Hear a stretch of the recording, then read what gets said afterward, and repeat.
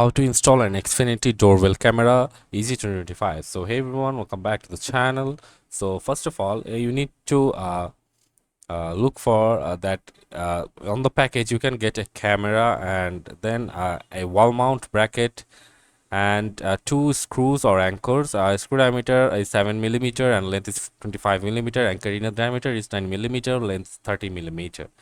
And then you get a reversible angle mount and a chim kit, and as you can see, this is the camera you get, and uh, a reset pin in the hole. And first of all, you have to turn off the circuit breaker for the indoor shimmer and remove the cover from the indoor shimmer, as you can see from here. And then you have to loosen the front and transmitter terminal screws on the indoor shimmer and connect one white wire from the shim kit to the front terminal and the other white wire to the trans terminal. These wires are interchangeable, and leaving the existing wires in place, then retighten the screws, as you can see from here, and position the shim kit inside your indoor shimmer, always away from any moving part, and tearing off double side tape to the shim kit to fix it in place if desired. And then you have to attach the cover back to the indoor shim and turn the power on at the breaker. And you can see while boot up, you will get to see the LED behavior and correct hardware voltage input. You can check from here, and this is the setup mode. And this, after completing the setup, it will light in this color, that's the cyan. And after that, if you face any trouble connecting, it will show you the yellow light from here, as you can see.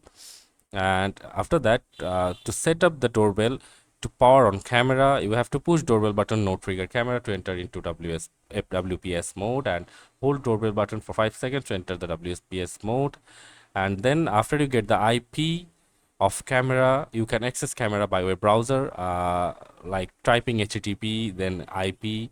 Then as you can see, you can just give the administrator and the password. You can get it from here. And then for the hardware installation, as I've already told you how you can install that. After that, you have to turn off the breaker circuit before disconnecting existing doorbell and connect the power wires, as I've already told you that. And you just have to make sure to drill pilot holes for the screws with a 9 mm drill bit. Secure the wall mount bracket with screws, and then remove the trim plate if present, and then just attach the camera here, and then turn on the breaker circuit and check if the doorbell camera is working properly. If you are using EPS12, plug in the EPS12 power supply and check the XHB1 is turning on through LED in the front cover.